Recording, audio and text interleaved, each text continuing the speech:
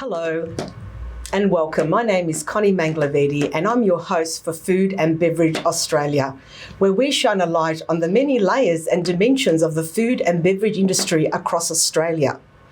From foodpreneurs, fresh food producers, food and beverage manufacturers and so much more, we hope to inspire, inform and satisfy your cravings for all things food and beverage.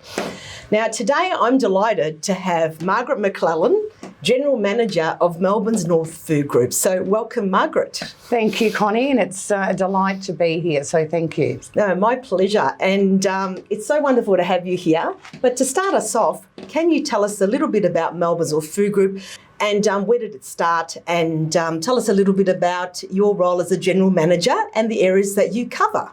Certainly, Connie. Well, I'm General Manager International Trade, Marketing and Events. So it covers a whole gamut of different areas. The Melbourne's North Food Group was formed on the 15th of February 2018. So we're in our third year now, which is great. Wow. And we certainly have been doing some amazing things for our partners, our foodie partners.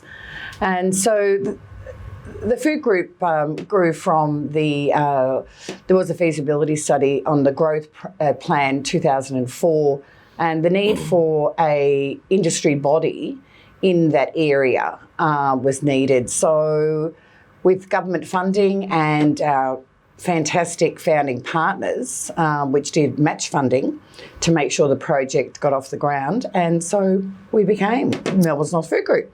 So going back to what we generally do, I guess our aim is to help the food manufacturers' beverage fibre to grow.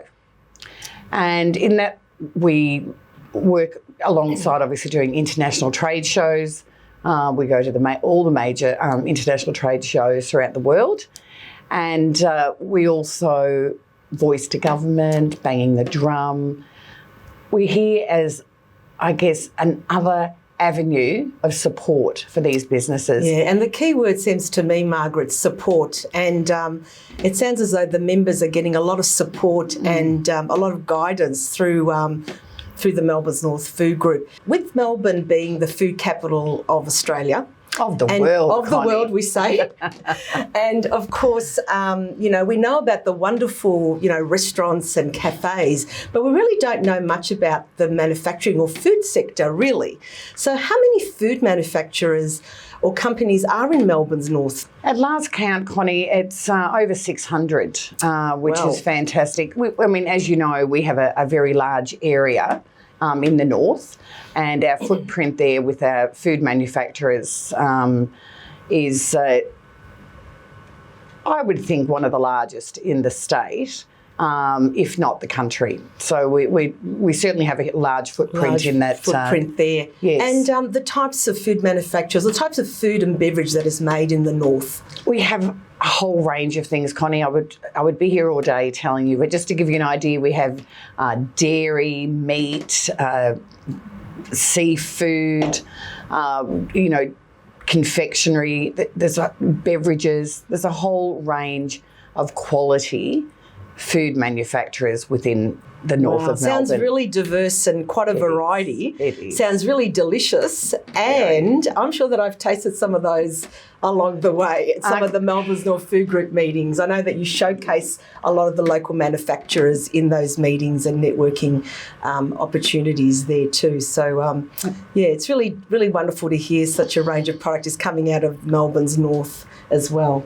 Apart from food companies, do you have other organisations or businesses that are part of Melbourne's North Food Group? We certainly do. We have our service provider partners. So anything that involves the businesses, for example, from IT to electrical, solar, energy, accounting, solicitors, IP experts, etc., export agents. We have a whole range of different service provider partners, which is great for the members to have access to.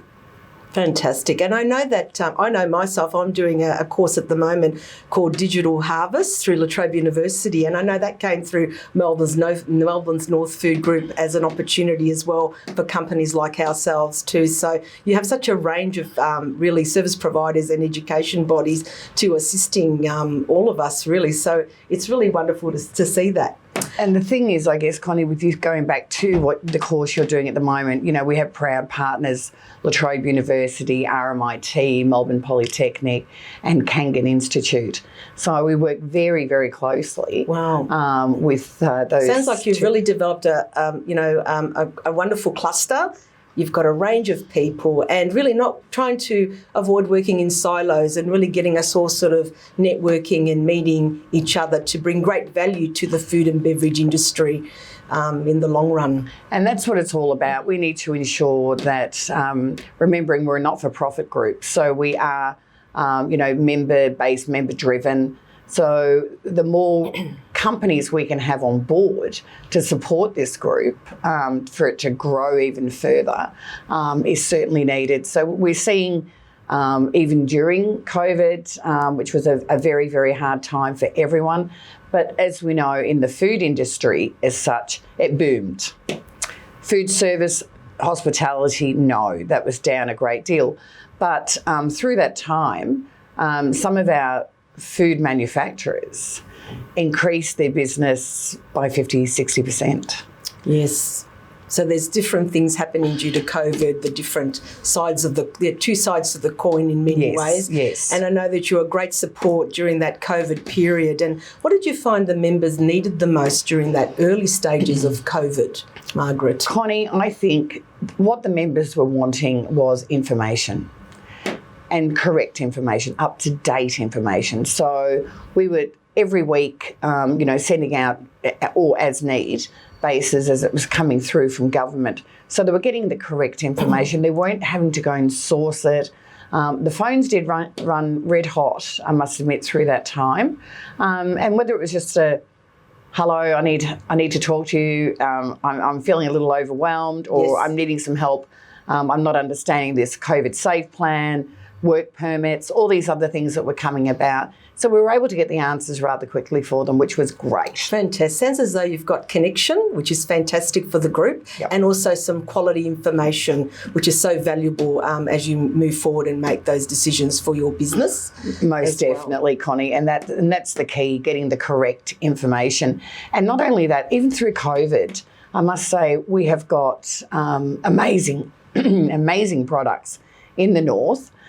But they all work together. It's fantastic. We'll get one member call, they may be looking for a certain service, and to support the group, they'll come through me first and ask, do we have a IT professional, do we have an electrician, a water pump or a repairer, whatever it may be. So everyone's supporting everyone is fantastic, and it's so good to see. And the food and beverage area, particularly agribusiness, is about relationships really ultimately. So, Margaret, what other services does Melbourne's North Food Group provide its members? Again, Connie, we're here as a support. So, for example, our international trade shows, which we would go along with our members. As we know, we were unable to do that, and we're not seeing, we don't know when that will happen again. So, at the moment, we're concentrating on the Australian shows. So we've got show coming up in June, food service in Melbourne, food hospitality in Queensland, in Brisbane, and fine food Sydney in September. So we'll be concentrating on those shows, but we still, as a group, have regular contact with a lot of international buyers. So they're still coming to us and asking for product, and they know they can come to the group and I'll do all the legwork for them. So I'll find these products for them. So concentrating on that has been really important as well. So we've still got, orders coming through, and there are still, obviously, export happenings, a few delays here and there, but there are a lot of our food manufacturers that are still exporting into different parts of the world. Fantastic. And that's what we want to hear, that we're still able to export during this time in COVID. And also with Melbourne's Food Group, how do you assist Melbourne Food Group members to save money and to, if they're on a budget, or how do you assist them with that side of things? I know that you've done a lot of great work there. Thanks, Connie. Well, as we know, the businesses all have extremely different budgets. But we've decided we've got another arm to our business, which is the group buying opportunities. So that's working very well. So we're going out to our members through energy, logistics, packaging, and there will be some other areas that we will be looking at in the next 3 to 4 weeks. So that's very exciting, and we've got Peter from Fulcrum Group who's working with us and is doing a great job. And we're getting some amazing feedback from the members, and that's what we need. So that is growing on a daily basis. There's someone else coming on board. And I know that for food and beverage companies, they're looking at savings behind the scene, and to get that assistance with energy and all those other offerings is really a wonderful thing. And getting that group buying, together is really a really great combination there. It certainly is. And just to go back to the group buying, Connie, I mean, we do have one of our food partners that has gone down the road of group buying for logistics. So we've come back after the looking into, what they're doing at the moment. So we've come back with just about $150,000 saving. So for their small membership fee has been paid for many, many years. Yeah, and I know you work really hard when you go out to the members to really provide value for them, and you really try and think about what they need. And you have such a range of offerings that the food group is really prospering from that, because you're having an insight in what they need, and that's a really personal thing, that you're getting to know the different members at different stages of their business and what they need. I think that's a real strength of the group there. Most definitely, and again, a diverse range. We are all very close. It's like it's the Melbourne's North Food Group family. Yeah, and I do get a sense of that. It's been nearly, 3 years now, 3 to 4 years.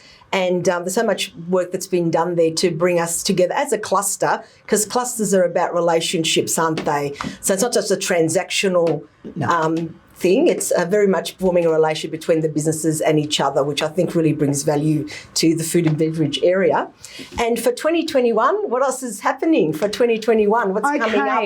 Well, exciting. You've told us a lot. Is there anything else you'd like to tell us before we finish off? Okay. Well, as we know, we're in a different world now. So our general networking that we would do on a regular basis has been Zooming. Yes. And has been working rather well. But we have got a few events now which will be hybrid. So we've got an event coming up. We will have, I think it's about 100, 150, and then also online as well, because we would normally get, say, 300 plus to this event in March. And that's one of our success breakfasts. And our guest speaker is John Griswold from Chocolatier. Oh, sounds fabulous. Sounds delicious. Yes, absolutely. So that's going to be a great thing on the 21st of March. And if anyone's interested in attending, more than happy to organise an invite for them. And so that our viewers can know more about Melbourne's North Food Group, where should they go to find out more about the membership, sponsorship, our members, the delicious food that's on offer? Certainly. Our website is www.melbournesnorthfoodgroup.com.au. Fantastic. Well, thank you, Margaret, for thank you, Connie, coming to see us here at Import Export TV, and lovely to see you, and continued success for Melbourne's North Food Group. And I look forward to seeing you at the next Zoom or networking event. Absolutely. No, thank you very much for your time, and it's been very enjoyable. Thank you. Thank you. My pleasure. And stay tuned for the next episode coming up very soon. Now is the time to reduce costs and get better service from your logistics partners. We go to market for you. We do all the work, you make all the decisions. First, we review your requirements, customized to your business. Then, we design your tender documents, RFQ and submission templates. Next, we put it out to market, to suitable service providers only. We analyse and score the submissions using a weighted scorecard. We shortlist the best candidates specifically matched to your needs. We invite presentations from the candidates. They compete for your business. You select and enjoy the benefits, including KPIs and SLAs. We offer fixed price programs starting from as little as $5,000. When did you last compare your service providers? Contact us today at the Australian Trade and Logistics Corporation.